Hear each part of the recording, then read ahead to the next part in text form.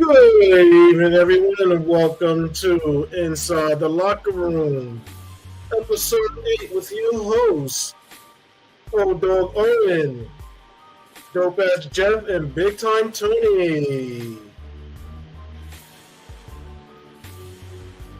How you guys doing today? Going on? Not much, Tony. Yanks are a mess, but you know.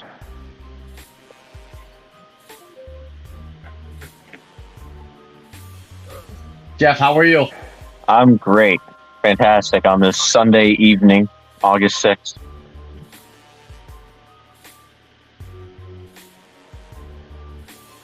All right. Should we get right into it?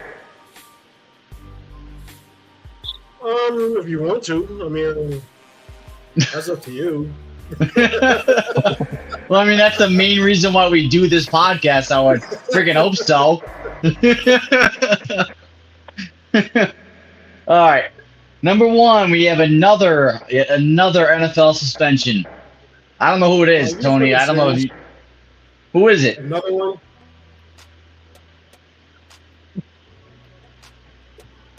Like, how many more can we get before the season starts? Honestly, I think they're trying to, set a record here. That's my guess. Yeah, I'm sure it is. Who the hell was it, though?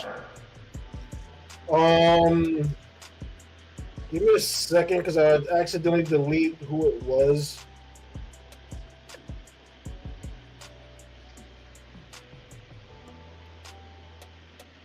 I want to say it was...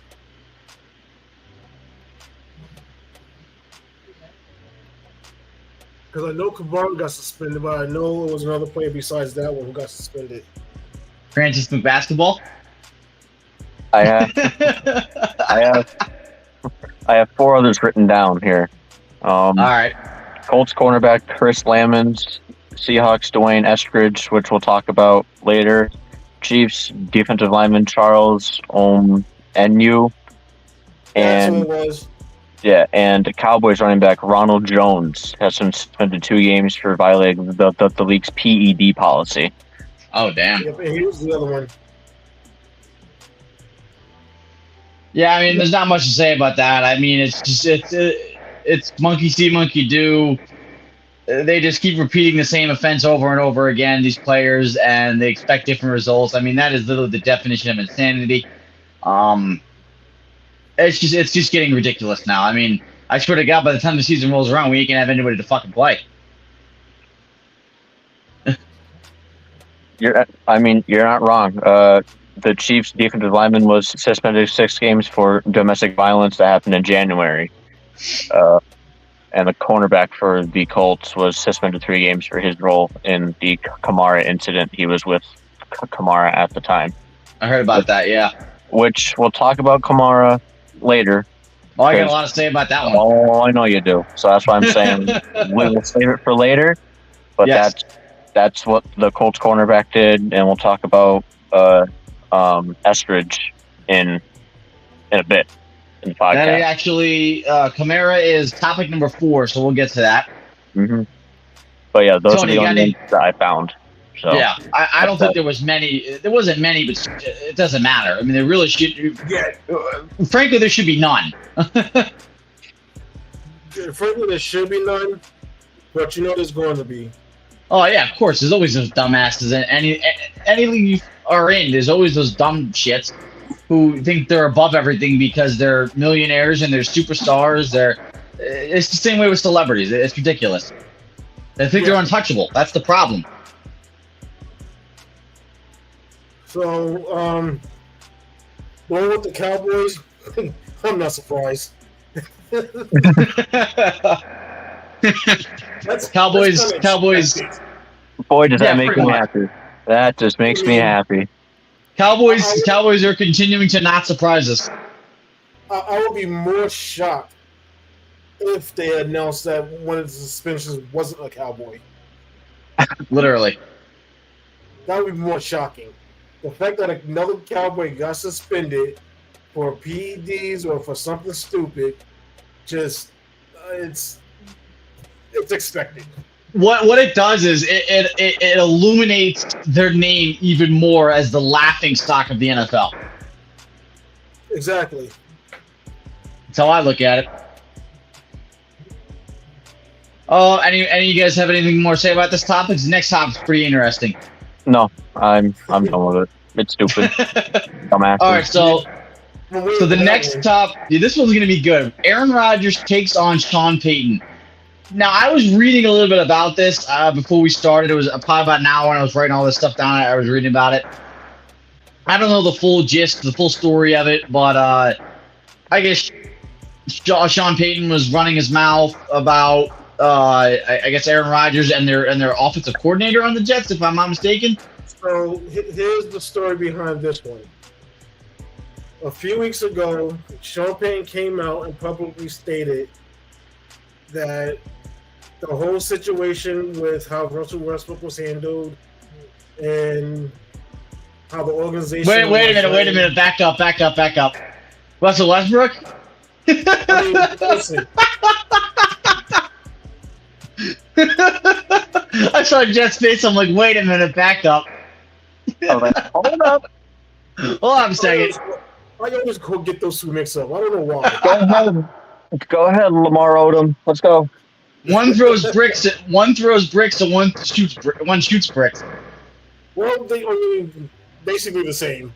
Yeah. Pretty much, yes, in just different sports. That's the only difference. But Sean Payton made a comment that the hiring of just Nathaniel was just a huge joke, and that was the reason why the organization took a big hit last year in performance and everything else, and for Russell Wilson's injury. So Aaron Rodgers took offense to that because he was Aaron Rodgers' offensive coordinator when he was in Green Bay. So that's how this whole thing started. Okay. What was exactly said? Do we know? Payton said that was one of the worst coaching jobs in NFL history. That is quoted from Sean Payton himself. Yes.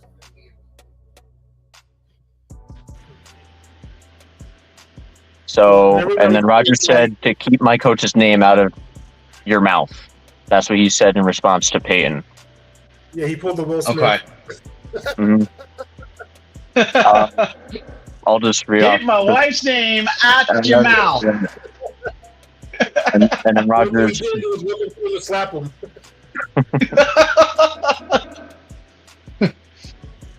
Go ahead, Jeff. Go ahead. And then Rodgers described Payton as insecure and theorized that he's setting himself up for some sort of easy fall if it doesn't go well. That team this year called the comments out of line and inappropriate. Look, I love Sean Payton. He's a really good coach. I think he could somehow turn that team around with the Broncos. I don't know about Russell Wilson being vintage Russell Wilson anymore, but I think there's going to be a slight improvement. But look, you can't run your mouth. I mean, you can't say shit like that and then not expect Aaron Rodgers to fire back. You can't do it. I mean, you got to be professional. You're in the National Football League. You need to know there's a time and a place for stuff like that. There really isn't a time and place for stuff like that. It shouldn't be said, period. So, a lot of analysts were saying that this is way out of character for Sean Payton. I wouldn't expect really him to say stuff like that. He doesn't come across as that kind of guy. Well, a lot of it comes down to is a lot of analysts and coaches as well had an issue how to Nathaniel got the coaching position last year anyway. Mm-hmm. Like I said, he really was. I mean, yeah, he was a coordinator for Aaron Rodgers, but at the same time, that was all when Rodgers was contemplating whether or not to retire, and the fact that he wanted to basically be traded last year, and he wanted to go to Denver, but he wanted Nathaniel to be the head coach. So they feel the Broncos purposely hired him just so they can pull a trade off for Aaron Rodgers, which obviously Hmm. fell through, and they end up getting Russell Wilson instead. So we're thinking that Peyton had an issue with that. That's why he was so vocal about it, which is uncharacteristic for him to begin with. Because coaches have a code where they don't do stuff like that. Yeah. The way I see it, look, Sean Payton's won a ring, Aaron Rodgers won a ring. I feel like they're so far into their careers, the coaching career, the playing career, that none of this should have ever happened. You've been in the league so long, you really should know to not do any of this stuff. I mean, Peyton, you are a veteran coach, a very good coach who's won a ring. Rodgers, you're an excellent player who's won a ring, who's been in the league for almost 20 years. I mean, this stuff shouldn't happen. I agree, but at the same time, I mean, I can see the frustration too because there was more deserving candidates for that coaching job.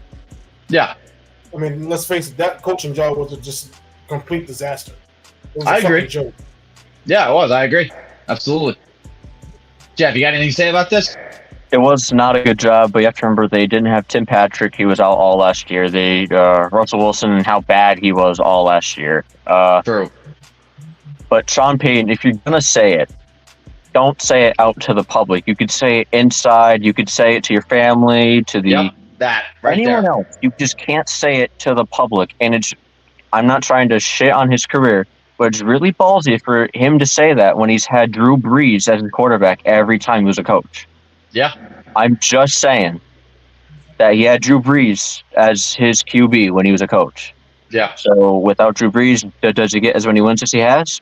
Probably not. But you just can't call a coach out publicly. You have to do it in-house. You could say it to whoever you want, but you just can't say it to the public. That's I my agree. issue with it. You just can't do that. Well, while we're on the topic of Aaron Rodgers and I'm sorry, not Aaron Rodgers, Russell Wilson and Sean Payton, I have a question for you guys. Do we think Sean Payton can turn this season around for the Broncos and get vintage Russell Wilson back? Can he turn the season around? Yes. Will they I get agree. Russell Wilson back? Hell no. I agree. 100%. I think Russell Wilson's days of I think vintage Russell Wilson is gone. He's been gone since his Seattle days. I mean, actually, I think he's been gone since his last year out with Seattle. Unfortunately, I hate to say it, Russell Wilson he was a great football player. I mean, he's not one of the worst in the league, but he's not up there anymore. And it sucks because growing up, I mean, I've witnessed a lot of great things with Russell Wilson. It's not there anymore. Yeah. I mean, Sean Payton could turn it around for them. I'm not going to say no because he is a great coach. But no, we will not see vintage Russell Wilson. We might see it here and there. A couple games out of the year. Yeah, like we'll see it week 4, we'll see it week 9, and then we'll see it week 15. We're not going to see it on a consistent basis from him anymore. I honestly would say we'd probably see it. We'd probably see it when they're like playing like against a team that's like the number 20 ranked 29th in defense or ranked 29th or 30th in offense. You know what I mean? We'll see a vintage Russell Wilson when they're playing shit teams, basically. Pretty much. I think. Yeah. All right. Well, the next topic we have is another NFL related one. It's Cooper Kupp injured again. I mean, come on. I mean, whoever wants to go first, I'll go last. But anybody take the floor. I think the injury was ankle sprain this time. Sean McVay was saying he's not going to make a big deal out of it. Okay. Which, I mean, you got to expect this coach to say that. Yeah. The same way they said Burrow's calf injury wasn't that big of a deal. Who? When they said Burrow's calf injury wasn't that big of a deal last week. Yeah. I mean, that's what coaches are going to say. I think it's going to start slowing them down with all these injuries. Because explosiveness is basically pretty much going to be gone. Well, I mean, depending on how bad of an ankle sprain it was, I just don't see him. I mean, will he still be a top 10 receiver? Maybe. But will he still have that explosiveness? I don't see it. And that honestly is a huge loss for Matt Stafford and the Rams. I mean, in the last couple of years, Cooper Kupp is easily top 5 wide receiver, putting up insane numbers, and to not have him at the wide receiver 1 slot is absolutely huge. I'm not to say that the Rams were going to even be good with Cooper Kupp, but they were going to be better. I don't think the Rams are good anymore. I think Matt Stafford's past his prime. I think he's about done. I mean, yeah, he was dealing with injuries last year, so that definitely was definitely a big cause for why they were pretty bad. Other than that, though, without having Cooper Kupp, it's a huge loss for Los Angeles. So, Tony, I'm sorry that you were wrong. It was a hamstring injury. It was not an ankle sprain. Oh, okay. He is day to day right now. That's what they listed him as. That's the thing, man. Hamstrings are iffy. That's the thing. They're iffy, man. Like they could be really, really bad, and they could honestly be. Hamstrings could go from being out for the season to being out for a couple of weeks. It depends on how severe the hamstring injury is. I do have other training camp injuries if you want me to read them off, not just Cooper. Yeah, shoot. Saints running back Eno Benjamin tore his Achilles. Okay. Falcons cornerback Jeff Okudah ankle injury, could return early in the season. 49ers running back Elijah Mitchell abductor that fucking guy sidelined for at least probably a week. I do have something to say about him really quick. That guy, here's my famous saying, is a walking hospital bill. This guy is hurt every damn year. It's like every year. This guy can't have a full healthy season to save his ass. I wouldn't say every year. I'd say like every 2 months he's injured with something. I was giving him the benefit of the doubt. Well, San Fran got 2 walking hospital bills. Yeah, I know. Yeah. Because McCaffrey's another one. I know. And that's the thing, though. That's what sucks, because when McCaffrey's healthy, I mean, he is top 5 running back in the league, easily. All right, I got 3 more. Jags wide receiver Calvin Ridley, toe injury, was limited in practice the other day. Denver, and I mentioned Tim Patrick, he tore his Achilles. He's out for the season again. Damn. Again. He did it. He tore his ACL last year in training camp. So he will now miss a whole nother season. And then Seahawks running back Kenneth Walker, the third groin injury, is week to week. He's barely practiced at all. I got Kenneth Walker in the league, so fuck me, I guess. I mean, yeah, Tim Patrick's going to hurt a little bit for Russell Wilson, but I mean, he's still got 2 decent wide receivers at Cortland Sutton and your dad, Jeff. Keep our running back out your mouth. We're not wrong, though. We're not wrong, though, Brian. He is. He's always injured. That's good. Is that comment of the month? Already? I mean, yeah, it's August 6th. That's so maybe the comment of the month. We gotta wait to see what more we get. But yeah, that's true. All right. Because the month just started, so right now. Keep our running back at your mouth. That's it. That's all the injuries that I have for you. Well, like I was saying, with it's a loss that they don't have Tim Patrick, but the problem is. No, I'm sorry, not the problem. The good thing is they still got Cortland Sutton and Jerry Jeudy. Mm-hmm. That's the good thing. They're 2 reliable wide receivers. Jerry Judy's top 20 in the league, in my opinion. Not top 5, not top 10, top 20. I think he's top 20, top 25. He's a good wide receiver. He's going to get his receptions. He always does. They both will help out Russell Wilson.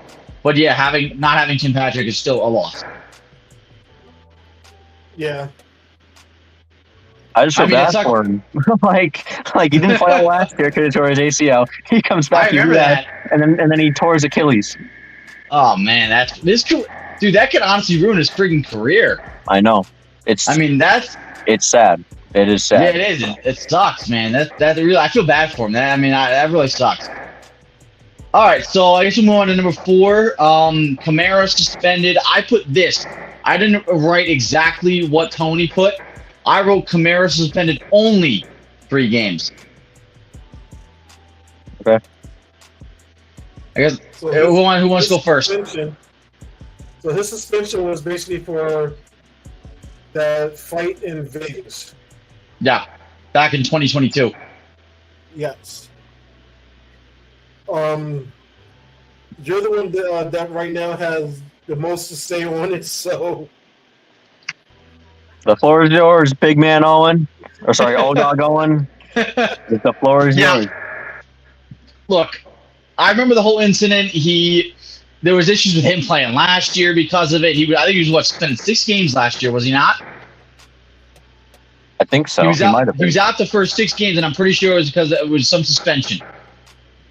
And I'm pretty sure it had to do with the same incident. Now, it was under investigation again and whatnot. He suspended only 3 games. Look, coming from a fantasy guy who does fantasy, I have him in our league, actually, Jeff and Tony. I have him, and it's a keeper league. I like that he's only on 3 weeks. But from what happened, I don't think 3 weeks was enough. That's going back to Roger Goodell and the NFL, just too much leniency on these NFL players, and that's the problem I have. They're not disciplined enough. Was what I'm saying. They're disciplined too lightly. Kamara should have been out much longer. I was surprised when I saw that. I was at work and I saw he was only suspended 3 games. Should have been at least 7 or 8, in my opinion. Like I said, anybody who has him in fantasy is not complaining. He's only out the first 3 weeks. That's really nothing in the NFL. He's still got 14 more weeks to go. But yeah, I don't think it was enough. I think that he should have been disciplined harder. All right, so I just looked, and there was no suspension last year. You might be thinking of DeAndre Hopkins. He was suspended 6 games last year to start the season. Kamara wasn't. There's no suspension for Kamara in 2020. Kamara was suspended last year. Who? What? Kamara was suspended last year. He was or wasn't? He wasn't. Who the hell? I thought he was was it 2 years ago? I don't know, but I'm not seeing anything recently. It's just 2 years ago he was suspended. Oh, you know what it was? When the whole thing started was last year. They were going to suspend him, and he didn't get suspended. Okay. And then they reopened the investigation technically this year, and the league decided on a punishment. That's what it was. I think that's what it was. Yeah, 3 games.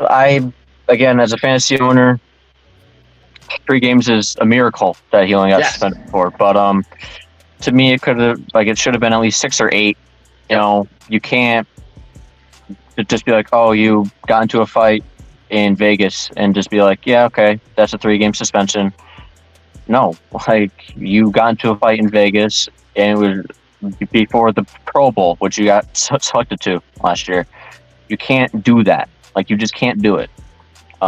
He did apologize, of course. I was completely wrong. I embarrassed the Saints. I embarrassed my family and my mother. I embarrassed myself, embarrassed the city, and the Shield obviously embarrassed the NFL. So, no kidding, you embarrassed the NFL. And he's, again, lucky to have just 3-game suspension. Well, see, you know what? I'm actually really curious to see how he plays this year because Kamara is actually coming off his worst season of his career. His numbers were way down last year compared to what he was the previous 4 or 5. So I'm Right. curious to see how good how he's gonna be this year. But that wasn't his fault, though. I mean, look at the quarterbacks he had to work with. Still, though, I mean, look at some of these players out here that are still putting up monster numbers with a shitty quarterback.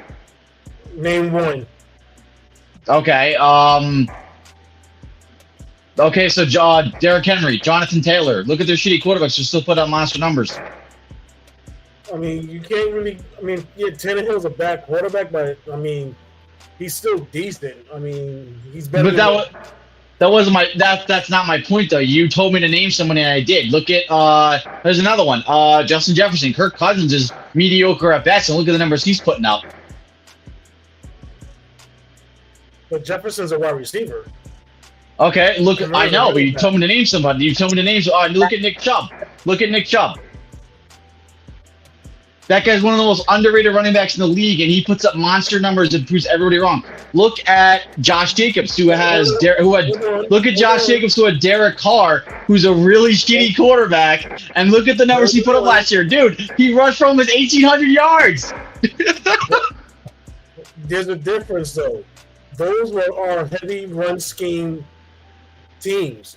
The Saints is not a heavy run scheme team. They're a passing team.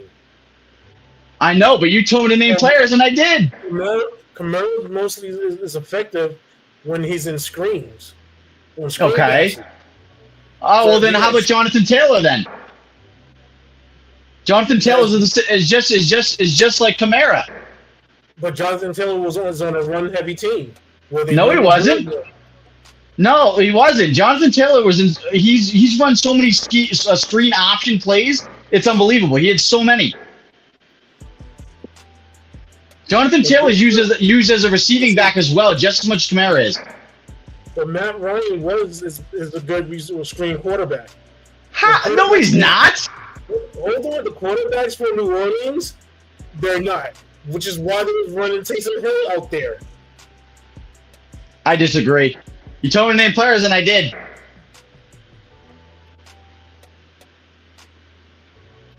What do you got, Jeff? You guys can keep going. I mean, I'm just trying to find some stats on because because I don't even know the exact stats. Kamara, I'm only seeing his carries. He had 223 carries for 897 yards and 2 touchdowns. He averaged 4 yards a carry last year.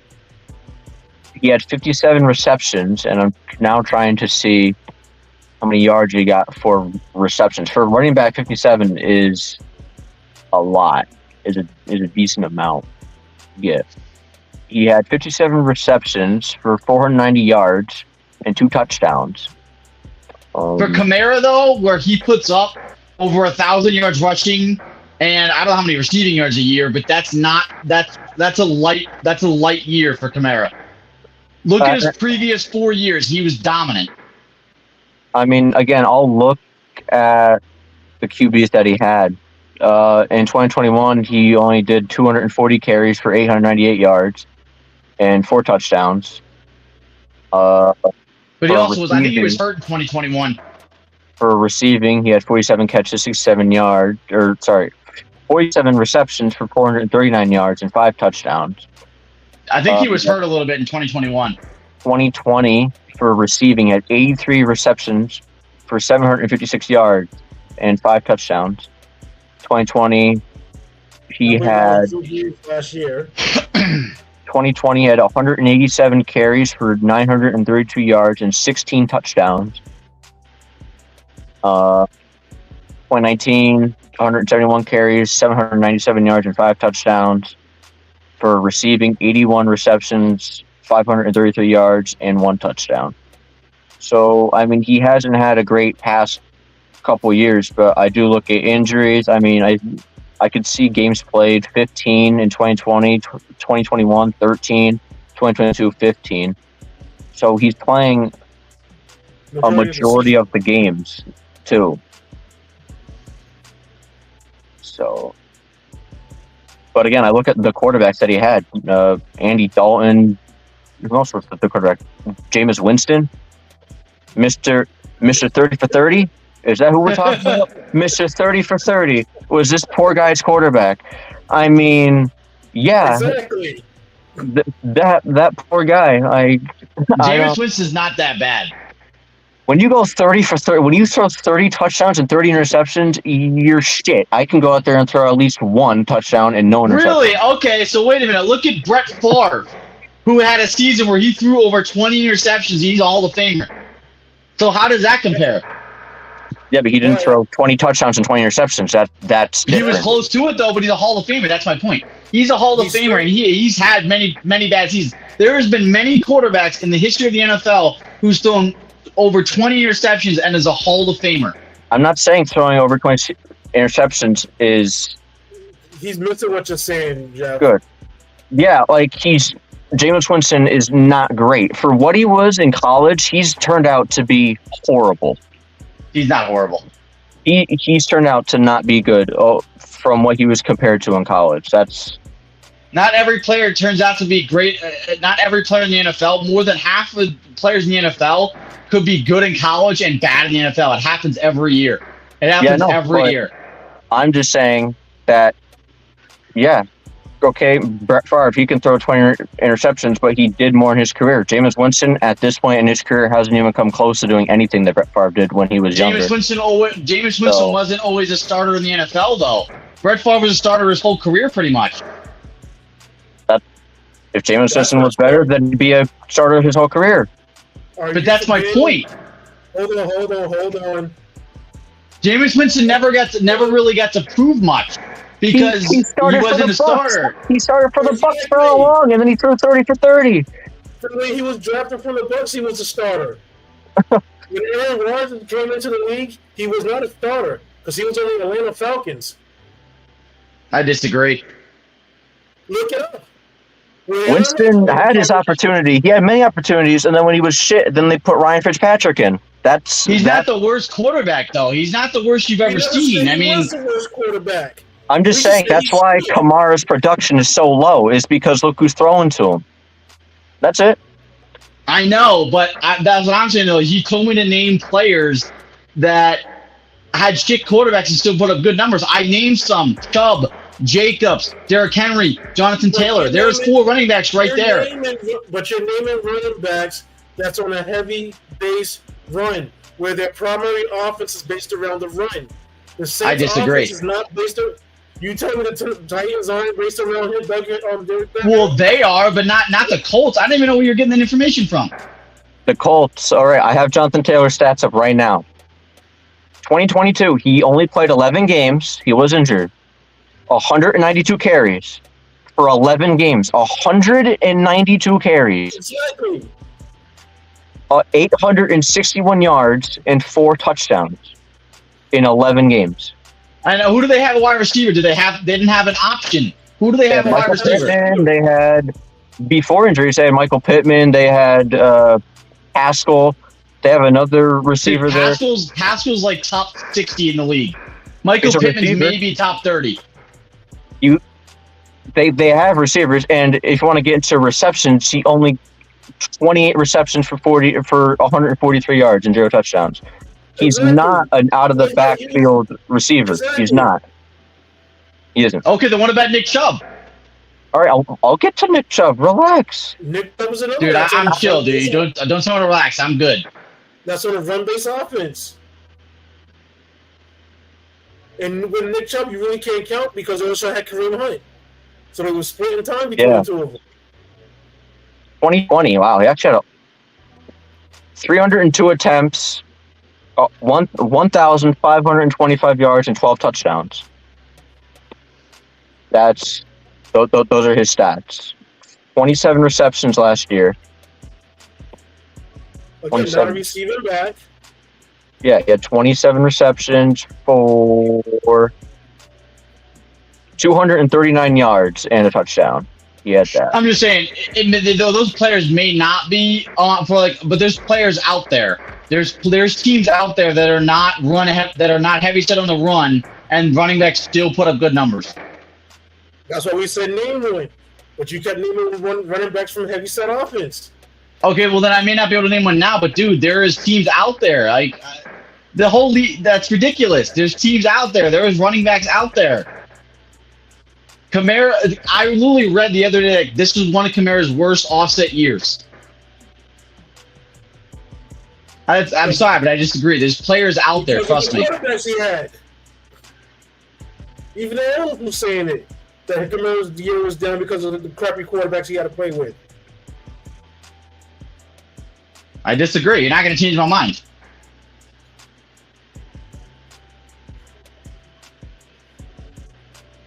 All right, so what's the next topic? AD's extension with the Lakers. Oh, that's a good one. I like that one. We'll let you go first, Jeff. Okay. This one makes me laugh. 3 years, $186 million. Richest annual NBA salary over $62 million a year for a guy that we may not know if he's even going to play 60 games. He might not even play 60 games.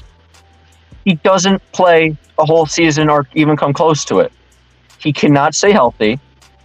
He is down in three-point shooting. He doesn't do what he used to do. If this was a few years ago, okay, sure, 3 years, $186 million. He's not the same player. In the past 2 years, he played 96 of the 164 games possible that he could have played in the regular season. 96. And you're going to pay him $62 million a year? That's a joke. It's a joke. As far as the 3-point numbers go, he doesn't shoot threes. That we can't count that. He attempts maybe not even 1 3 a game. He's not Embiid and he's not Jokic. He doesn't really attempt threes. You can't count that. He used to shoot a lot more in New Orleans, and he was a lot better at it. Well, look at the team he had around him. I mean, with the Lakers, he's got LeBron. Mm-hmm. I mean, with the Pelicans, he didn't have anybody. That's probably why he dominated so much, and because he really didn't have anybody. The Pelicans, when AD was with the Pelicans, they were trash. AD honestly made that team for what it was. He made them a decent team, but with the Lakers, I do agree with you. He's hurt way too much, and he was overpaid. But like you said, with the Pelicans, if he was with the Pelicans and back then, it's worth it. But I can't count the 3-point numbers with the Lakers. We have to start with the present. Presently, he's with the Lakers the last 3 years or 4 years, something like that, and he doesn't shoot threes. We can't account for the Pelicans. That doesn't count. We got to look at present.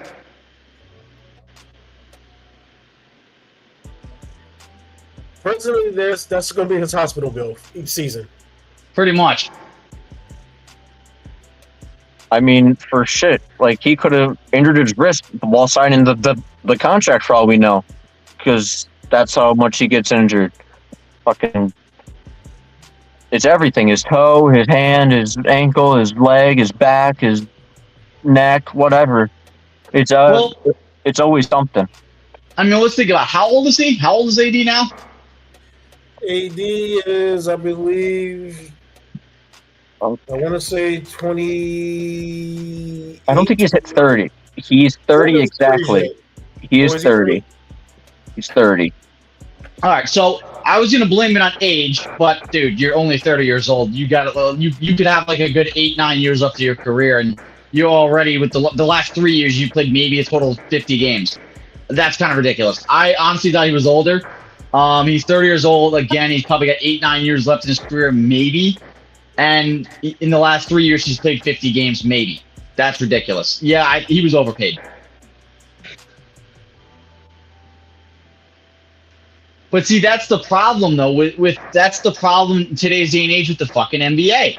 I mean, they overpay these players that don't deserve the money because, one, they're either hurt, two, they're not playing up to their expectations, or I mean, it's just anything, really. Every player nowadays, I feel like it's all about the freaking money. It's all about the money anymore.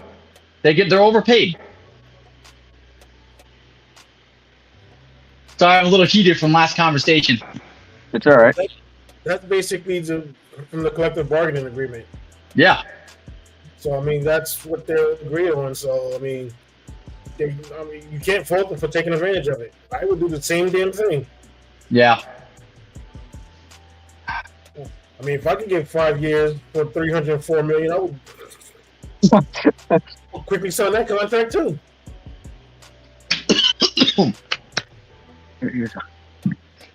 All right, so next topic. Yeah. All right. Jets Browns preseason game. That was a fucking joke. I watched it. I think I watched maybe the first 2.5 quarters, and I turned it off with the Yanks game on. That was actually more entertaining. I'd watch it because it was the Browns and the Jets. Why would I watch the Browns and Jets game? I'm good. I'm sorry. I watched the first quarter just to see if Aaron Rodgers was going to play. And no, of course not. I mean, I get it. Raheem, shout out to Raheem. He made a comment in our chat. They want to be cautious. I get that. But why can't the guy play one snap? I mean, it's the first game of the official NFL season. We haven't had football in 6 months. I mean, you can't put the guy in for one snap. I mean, really? Come on. I mean, first of all, look, I was watching that game. I'm like, oh, this game might not be too bad. You got Zach Wilson at quarterback, who was already a star, who was a starter. No, this is how I was thinking. He was a starter for a little while, so I'm like, oh, Jets have the advantage. Maybe this might actually be a decent game. He throws a 57-yard bomb down the field. I'm like, all right, okay, cool. And then after that, it was dog shit. See, that's a mistake he made. He thought because Zach Wilson was starting, it might be decent. That game was fucking awful. It was boring as hell. And I get it. You don't have the starters in it. It's not going to be entertaining. Well, at least it shouldn't be entertaining. You don't have any of the starters in. But, I mean, come on. Really? I'll give them this. It looked like they were actually trying out there. I'll give them that. They actually made it seem like they played like it was an actual regular season game. They were trying to win. I get it. Usually, they don't really care in preseason. I noticed a slight difference this year, so I do like that. Well, that's because the rookies and those who haven't gotten a roster spot are trying to get a spot. So yeah. Well, that's why though. Yeah, I mean they're trying to prove themselves. But yeah. At the same time, I mean, to think anything is going to change with Zach Wilson, that's just funny. Yeah, well, unfortunately, like I said, I went into the game thinking, all right, cool, we got an original starter. I'm like, this might actually be pretty damn good, and then it was dog shit. I mean, I could probably go out there with bad knees and all. That better than that. Tony Young down the field, 50 yarders, intercepted. But I'm pretty. All right, nothing really much to say about that one. I just got one thing. The most interesting part about it is when the lights went off. That was the only clip I saw of it on YouTube, and that was probably the most viewed, is when the lights turned off in the middle of Aaron Rodgers' interview. That was so goddamn funny. When the hell did that happen? That's cool. In the third quarter or something. It was either I wasn't watching. I was watching the Yanks game at that time. I only watched the first half and a half. Yeah, but the lights went out. That was probably the most entertaining part of it. Wow. Was the lights going out. All right, so the next topic we have, a pretty interesting one. White Sox Guardians brawl. Now, did you guys see that? Yes, I saw the clip. Yeah, I did. Wow, Tim. All I gotta say is Tim Anderson got knocked on his fucking ass. No, he got knocked the fuck out. Yeah, I know. He didn't know where he was. He was like, where am I? Yo, don't fuck with Jose Ramirez. He got Debo'd. He did. I mean, I don't really know what happened. I only saw the highlights of what happened.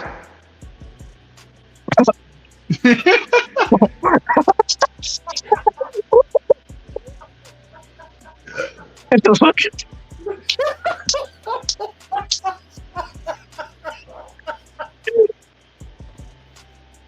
Wow. Like what happened was Jose slid into second base and he slid right through Tim Anderson's legs. And yeah. Yeah, and Tim Anderson wasn't happy. They both weren't happy. And then Jose put his finger in Tim Anderson's face, and Anderson dropped his glove and then put up his fist, and then bam, they started swinging, and Jose knocked his ass on the ground. So That's crazy. Tim Anderson, just don't start anything else anymore. Yeah, I mean, I saw the highlights and everything, and the bench is cleared and all that. You know, the usual. I was like, holy crap. Yeah. Fuck you, Brian. That one's comment of the year now. That one's comment of the month. That was good. It got so me. Far, yes. It got me and Tony to nearly fall out of our seats. So, but Turn away from the camera. but I don't promote violence, but I do like those sort of heated moments is when the bench is clear like that, because you can't do that in the NFL. Really, you can't do that in the NBA. So to see it is actually cool to see. But yeah, Tim Anderson, I wouldn't pick a fight with anyone else ever again. If you're gonna drop your glove, keep your hands up. Number one rule: hands up, not down. Not down. Up. Throw the first punch so you don't get knocked the fuck out.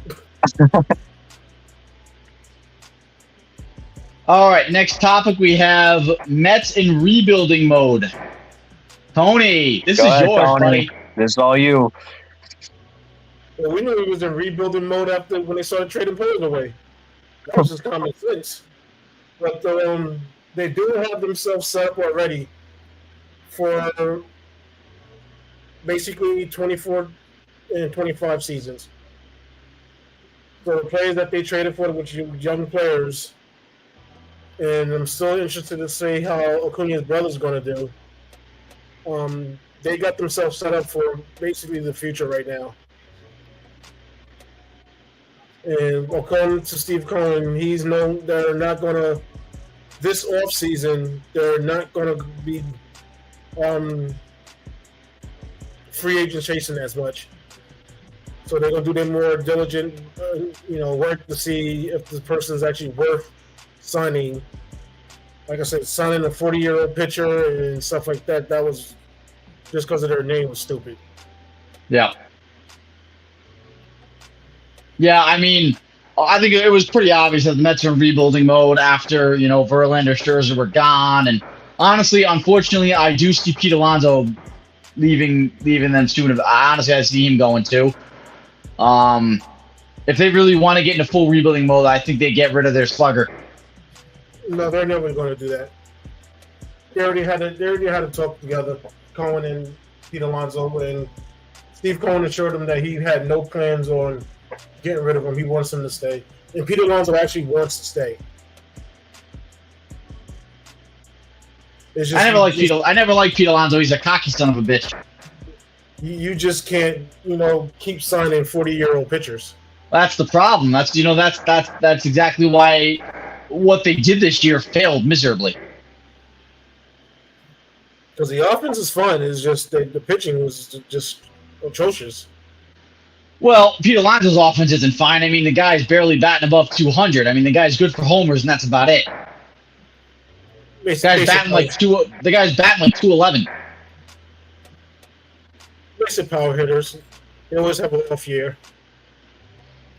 Yeah, because last year Pete Alonso was great. I mean, I think the guy batted like over 300. He had over 130 RBIs and over 40 home runs, I think. It could just be an off year, or you just got to hope that it's not a permanent thing, because the guy, his batting average sucks. Yeah, I'm sure it was just an off year. Yeah. Jeff, you got anything to say about this? You're not much of a baseball guy. Nope. Yes, I'm a Yankees fan. I don't watch it, but I do hope that Tony's Mets do start to improve in the upcoming years. I mean, I don't, because I know you don't. I'm a diehard Yankees fan here. So, I mean, Jeff, I know you're a Yankees fan too, but I watch a lot of baseball. Mm-hmm. So I can't. I have to root against the Mets, against the Red Sox, kind of against the Phillies. About it, really. I don't really have any hate towards anybody else besides the Mets, Phillies, and Sox. What about the Astros? Oh yeah, fuck them. I can't stand. No, dude. I'm just surprised we split it with them this weekend. Like, while we're on baseball, the topic. I don't know how we split it, but we really should have took 3 out of 4. But I'm just fed up with the season, man. I'm fed up. I'm just done. Unfortunately, I think the problem is, I think with the Yankees now, the thing, I know this is off topic, we were talking about the Mets, but it's baseball. I really think they've just given up. I think that's it. I think they've just decided and called it. I think, there's nothing more we could do, and that's it. I think they're about done this year.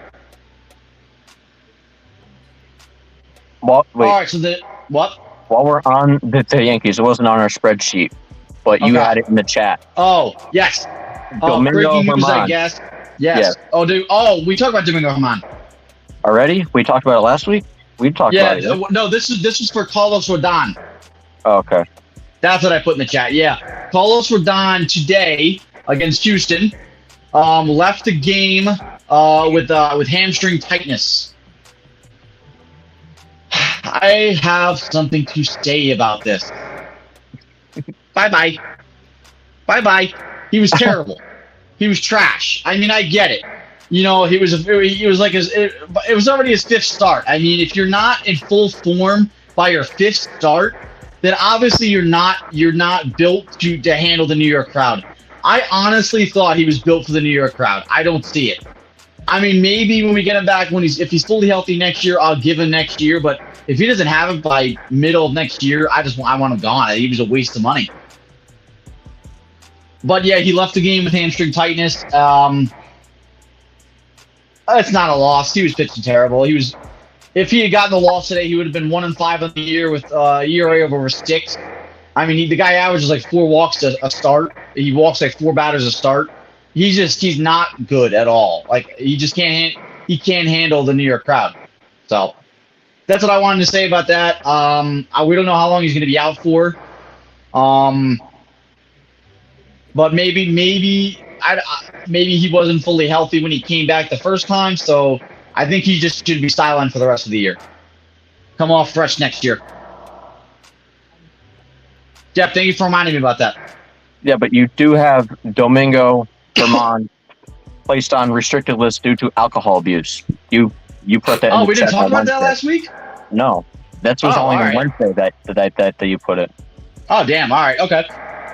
So Domingo, I've read the whole thing. I did not know this. Apparently, it seems like he's kind of scumbag. So what happened was they were in the locker room, and I guess apparently he was under the influence. He was making snide remarks, yelling at the manager Aaron Boone, making fun of Ron Marinaccio for being optioned down in AAA. He smashed the TV. He pushed over a couch.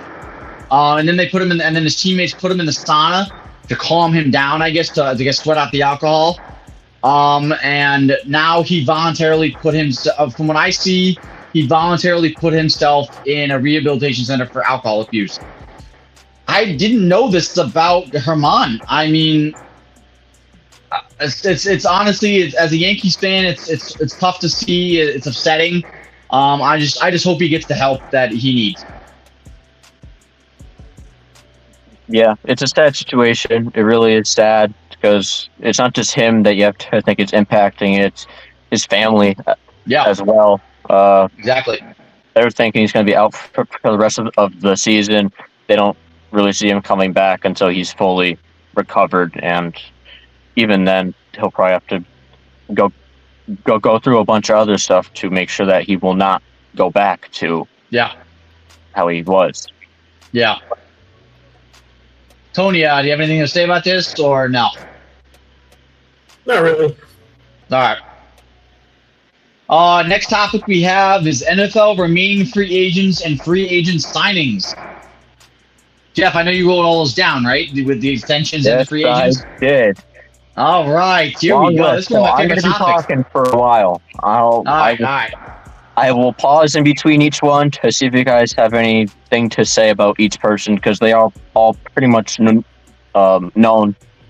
players on the offense and defensive end. Hold on, let me take a drink and then we'll get underway. Okay. Tony's ready. Jeff's ready. And we're underway. Linebacker Deion Jones signed with the Panthers for a 1-year, $1.16 million deal. He was on the Atlanta Falcons. Just switching teams in the NFC South. Who cares? Yeah, okay. Who cares? We know how Owen feels. I can read off every single one, and he's like, I don't care. Yeah, I don't care about that one. Who cares? Defensive lineman Paco Charlton signs with the 49ers for a 1-year, $1.08 million deal. He was on the Cowgirls. Now he's on the 49ers. No, Well, I at was least on the he- Cowboys, so I don't care. Yeah. At least he moved to a better team. Mm. Yeah. You know what he thought? This isn't our year. No, he's like, this definitely ain't our year. Freaking Yeah. Ronald Jones got suspended. He's like, it ain't our year. I am not doing It it. ain't our year. You want to know what he was really thinking? Yes, now What? we hit Dak Prescott. Yeah, I can hit Dak. All right, wide receiver Amari Rodgers signs with the Colts. Not really a big deal. I just have it Who here cares? because it was. Hey, the Colts have a wide receiver now, Owen. They have a wide receiver. Shut up. Shit. Defensive end Yannick. I'm not even going to try and pronounce that last name. He was a big time free agent defensive end who was on the Colts last year. He signed with the Bears for a 1-year, $10.5 million deal, $10 million guaranteed. Who cares? I mean, apparently he was one of the highest free agent defensive ends that were out there, and I don't even really know about him. So he went from a fire dumpster to A little bit less of a fire dumpster. It's a more constructed fire dumpster over there in the Bears. They somewhat know what they're doing. Okay. This is a good one. 8-time Pro Bowler defensive end Cam Jordan re-signs with the Saints for 2 years, $27.5 million. Sorry, Jeff, go ahead. It's just well deserved. He stayed so loyal, and he's been so good to the Saints for so long in that community. So Yep, I was gonna say the same thing. Well deserved. He's a very good asset to that Saints team. So I mean, I'm glad he stayed because I honestly would like to see him retire as a Saint. he probably don't feel like picking up just Jameis Winston anymore. You know what? I'm fucking leaving. I'm done. You guys ain't never gonna let me live that down, are you? not in this episode, probably No, not. it's all good. It's all good. Marlon Mack signs with Arizona To be Cardinals. honest, to be honest, I wasn't really making any fair point before. So It's okay, Owen. We're fine. That guy got me last week when I kept saying Lamar Odom. wait, what about Russell Westbrook? Same difference. Same difference, yeah. All right, Okay. go ahead, Jeff. Want to continue? Marlon Mack signs with Arizona Cardinals for 1 year. Who? Marlon Mack, he was on the Colts, so Colts. Yep. he went to a shit can to, I guess, again, a little bit less of a shit can maybe. I Who don't. did he go to? The Cardinals. Oh, No, man, that's a dumpster fire. That's a shit can. That is a dumpster fire. he just went straight to hell. You're oh man, that was good. He did. Cardinals are going to be the worst team in the league this year. You mark my words. I mean, he is. He's going to Arizona, where it is definitely hot. So he's going to hell. He's going to live in hell. Cardinals Down like, there in he went straight to hell. Mhm. Nah, Carter's going to be bad. He's fucked. He's a dumbass. Safety Malik Hooker resigns with the Dallas Cowboys for 3 years, $24 million, $8 million signing bonus. Pass, move, pass. Nobody gives a shit. Who gives a Yeah. shit? $8 million signing bonus for signing a piece of paper. He got $8 million. Just think about that. I wish I could sign a piece of paper and get $8 million. Yeah, but that's what it's. $8 million signing bonus. What the fuck? Ridiculous. Colts signed Kenyon Drake. Great. Sorry for you, Kenyon. What? Sorry, I gotta. You guys mind if I run to the bathroom real quick? You guys That's continue going. I'll be right back. Well, that basically was just a signing because of the Jonathan Taylor situation. Yeah. Yeah, that was just like, all right, we're not gonna have him, so we might as well sign someone that's a running back. You would know someone's delivering back to ruin his career. Yeah, was giving him freaking 200 carries in 11 games or some shit. I'm surprised the running back even said, "Oh, so I heard what you said about Jonathan Taylor, but you want me to come there? Sure, no, why not? All right, get the fuck out of here." I think it's just like it's money. So I mean, I guess he'd rather be in the league than be out of it. Like I don't know, but on the Colts, exactly. I'm pretty sure there's other teams that could have used him. You could have been better off going fucking Houston. all right, 4-time Pro Bowl defensive end Matthew Judon reconstructed his contract, $2 million guaranteed to $14 million guaranteed, will allow him to make up to $18 million with no added years. So he went from a $2 million guaranteed contract to now a $14 million guaranteed contract. Well, that's one hell of a fucking raise. I know that's a big ass raise, but that's All right, who we on now? Matthew Judon. He lifted his contract from $2 million guaranteed to $14 million, and will now allow him to make up to $18 million with no added year. Is he still on the Pats? Yeah. Yeah. Okay. All right. Yeah, he just got like a fucking $12 million raise. That's it. That's what that contract was.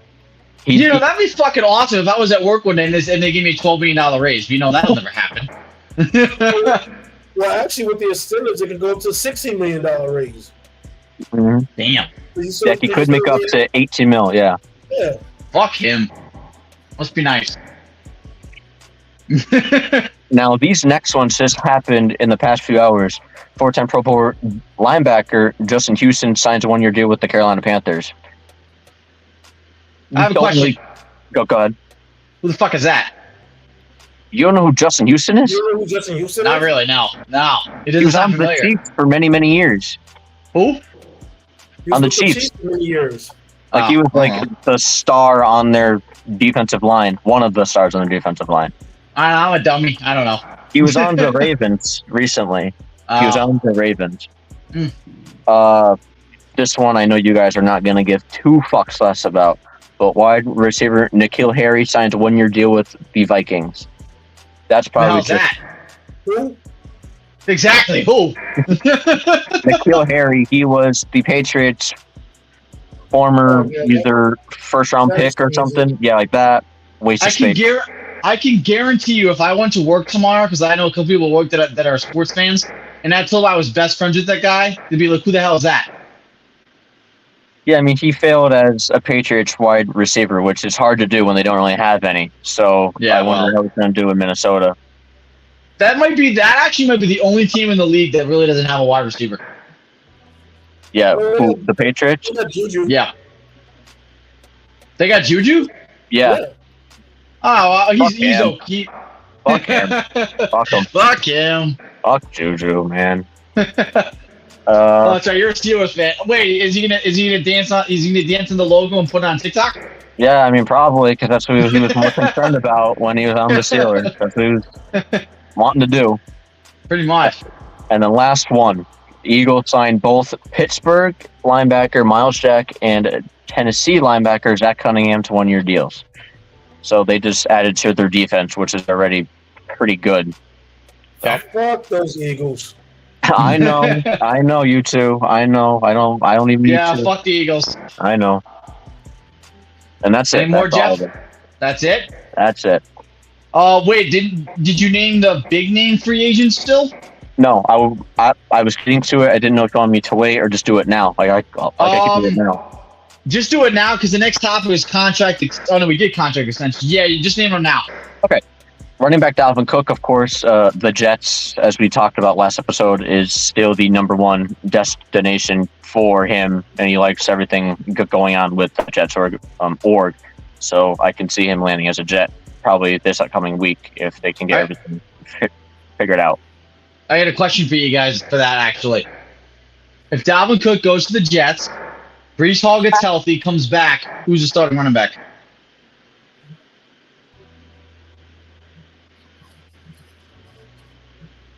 Wow. It's a tough one. I'm just gonna say Cook until he shows otherwise. Okay. I'm like, if he fumbles a lot, okay, yeah, put that second year guy in now. But Yeah. let Hall work his way back into the rotation of that, and then see how he does. But I would put Dalvin Cook as Okay. the starter. Tony, you? Both of them completely healthy. Yeah. I gotta go. Both I gotta completely go with healthy. Hall.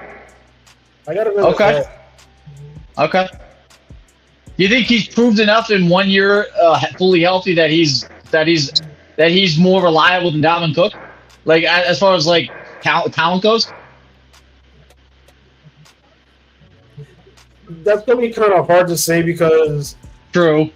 I mean, That wasn't a fair question. I just thought it. I thought it was a good question. That's not really fair. because Paul had to deal with Zach Wilson. Yeah. True. Cook had to deal with Cousins. I mean, basically, you're dealing with, grade B steak compared to left out steak. All right. Okay. But good answers. Good answers. I personally, I would agree with Jeff. I would go Cook right now until he shows otherwise. Next, Just honestly, a part of that for me is, I'm sorry, Jeff. You go. A part of that for me is because I'm also I'm a Cook fan. I do like Dalvin Cook. There's something about him. He's talented. As long as he's healthy, he's very talented. So I'm a little biased.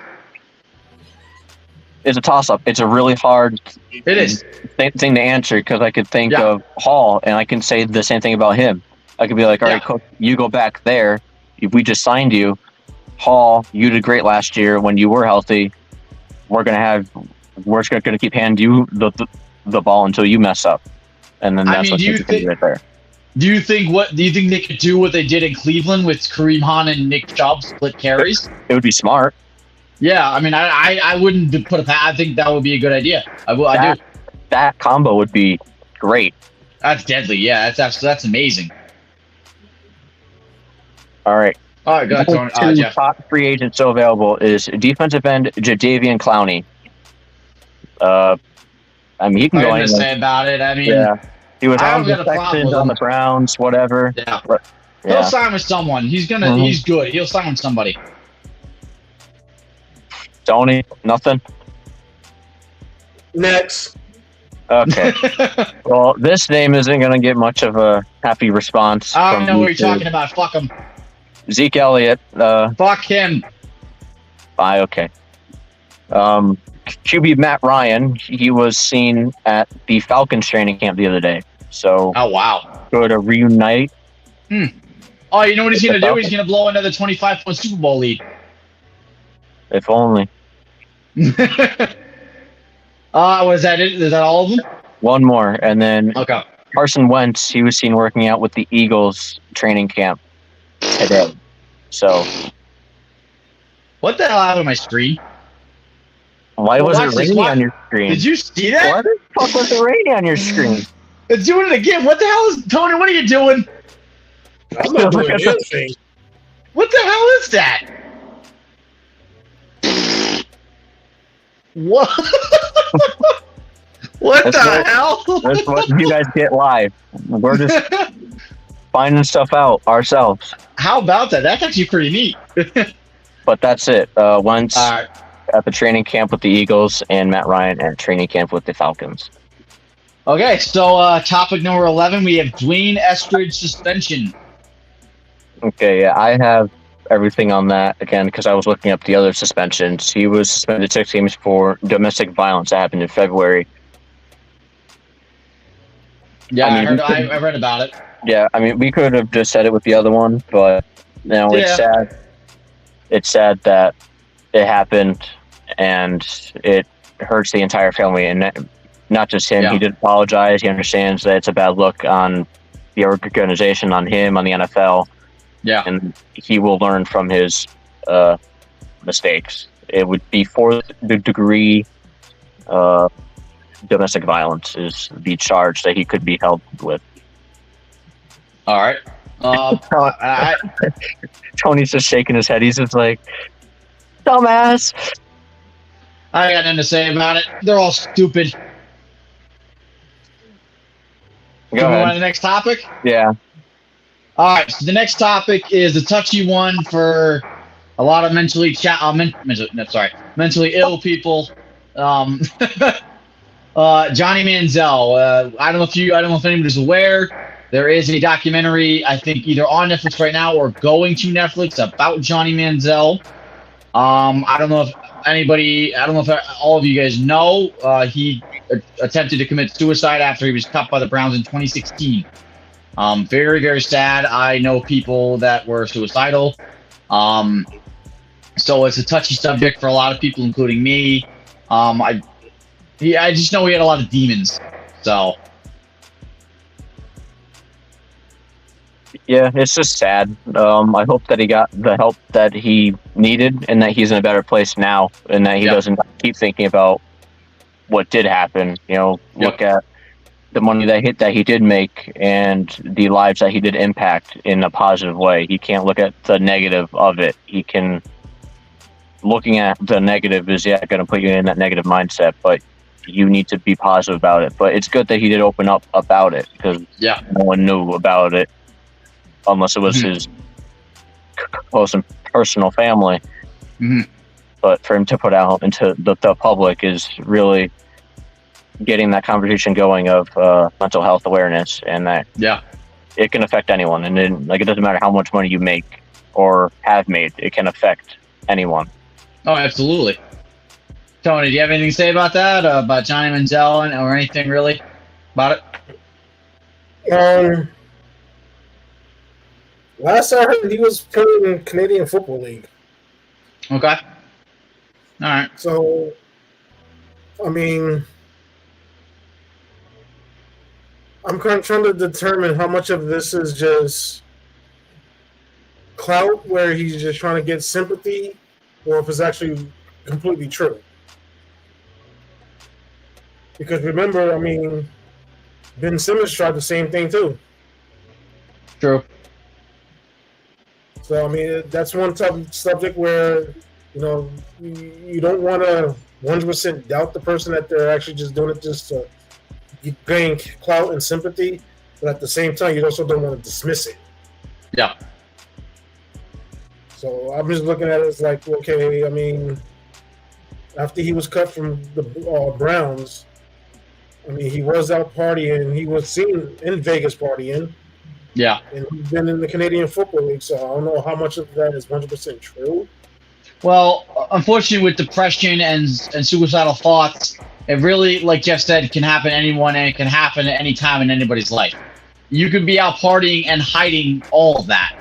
I've known people that are happy-go-lucky and hide their depression and suicidal thoughts behind them so nobody could see it. A lot of people do that. That's how they cope with it. Well, I know that, but I'm just saying. I mean, the fact that it said that he attempted to commit suicide, or was it thought about? Which one did it say? Did it say he thought about it, or did it say he attempted? Yeah, I think it was attempted, right? I think it was attempted. Let me just look real quick.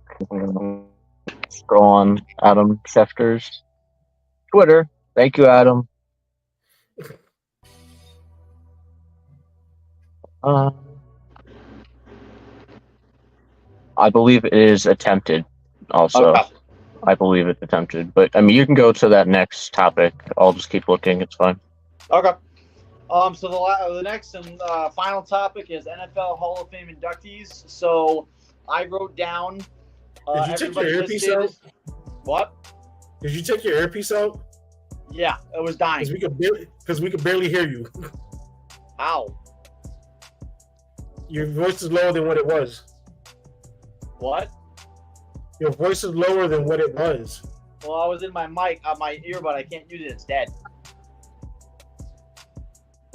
All right, it's fine. We're near the end of the episode. It's all right. Can you guys hear me though? We can hear you. It's just very. It's just it's a lot lower. All right. All right. So Let me try moving closer. Maybe that'll help.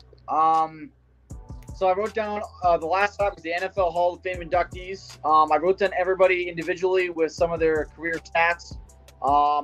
And I'm going to do what Jeff did. I'm going to name them all, list the stats, and pause, see if you guys want to say anything.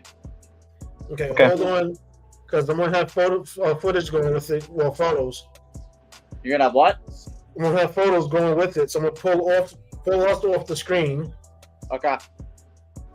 If it lets me.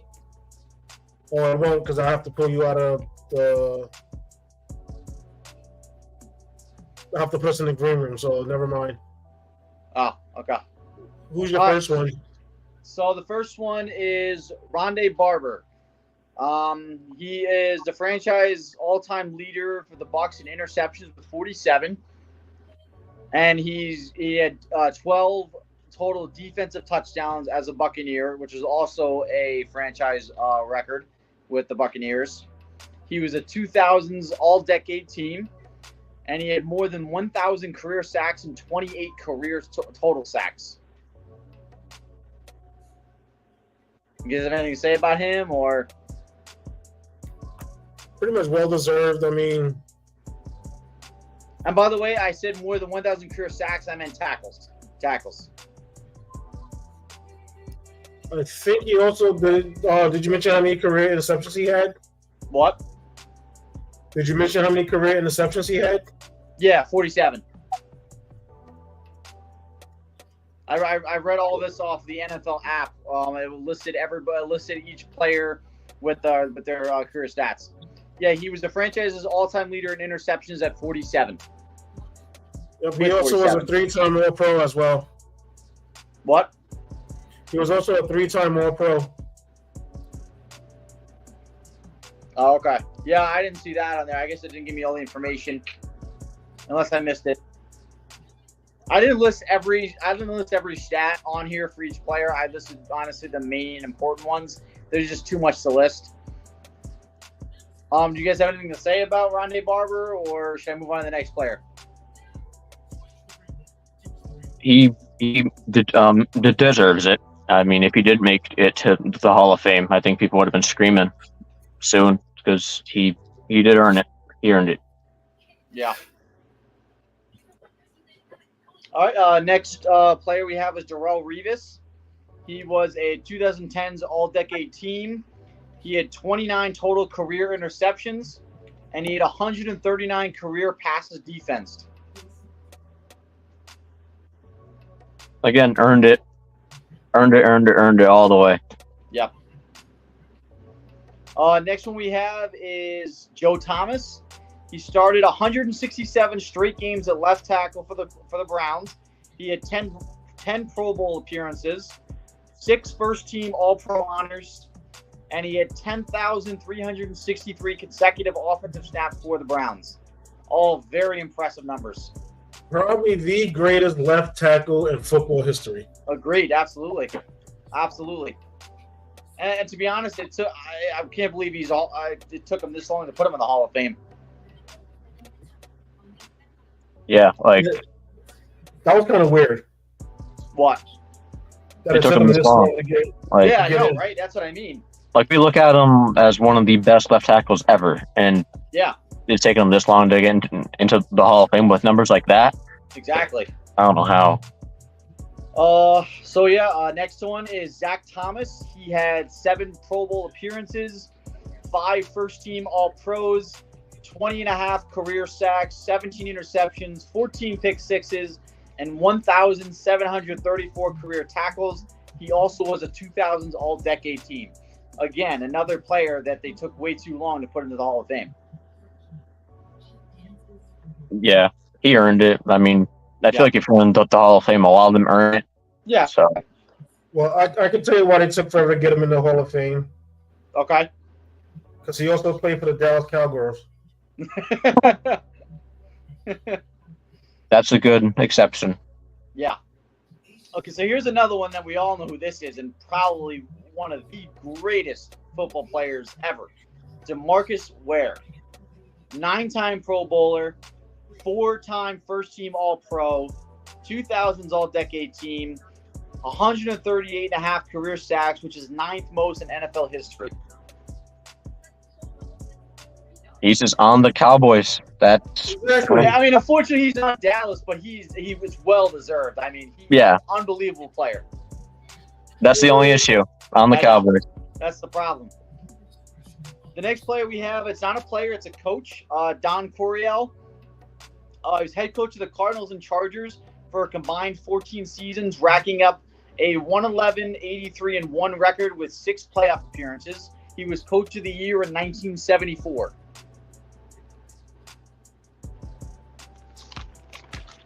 I'll be honest, I never heard of him, but I mean, if he gets a Coach of the Year, then I think you deserve to be in the Hall of Fame. And I'm sure that he didn't. Oh, yeah. And he didn't just do coaching. I'm sure he was involved in football heavily after his coaching career. Oh, yeah. Next player we have is Chuck Howley. He was a 5-time first-team All-Pro, 6-time Pro Bowler, and he was Super Bowl VI champion with the Dallas Cowboys.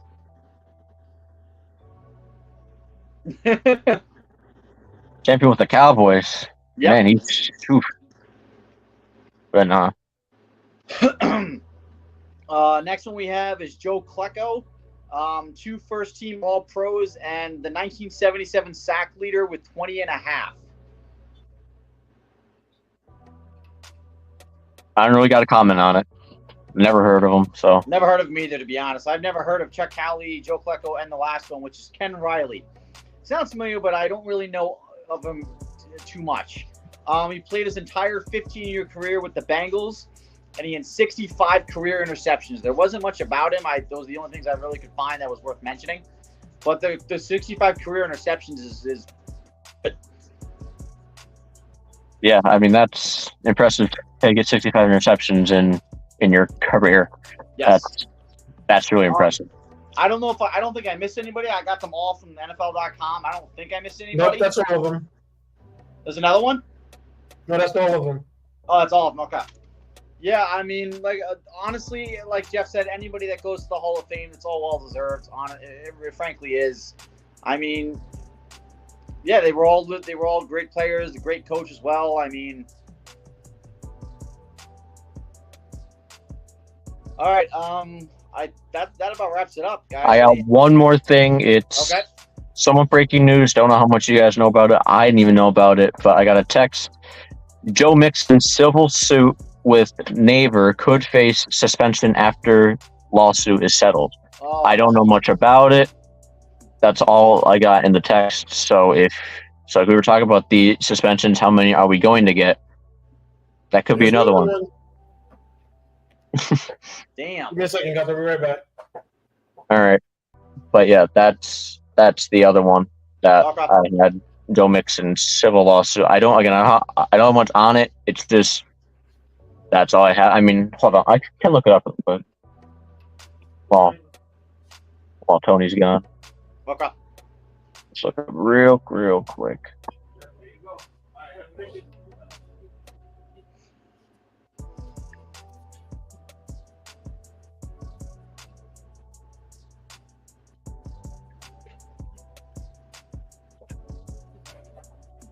Oh. What? Okay, what we was on? Oh no. What? Oh no. All right. I have info on it now. I didn't even know about it. I got a wonderful comment for you guys again. I think Okay. it was directed towards Owen again. What happened? What's the way you're just wincing into all things? All right. Bengals running back Joe Mixon is facing a civil lawsuit regarding the shooting of his teenage neighbor. Oh wow. According to court records filed in Hamilton County this week, the teenage boy's family is seeking damages from Mixon and Lamonte Brewer after the boy was shot in the right foot by Brewer while standing in Mixon's backyard. Wow. Damn. Mixon was not charged and was never considered a suspect, Hamilton County prosecutor said in March when Brewer was charged. However, in a lawsuit filed Thursday, the family claims that Mixon supplied the bullets and the M92 gun that was matched to the weapon used in the shooting. Damn. Yeah, it's definitely breaking news. Damn. Yeah, so he definitely could face a suspension. So, Owen, you want to answer that question? No, I really don't care. I don't really find it funny. I mean, the comments got old, so.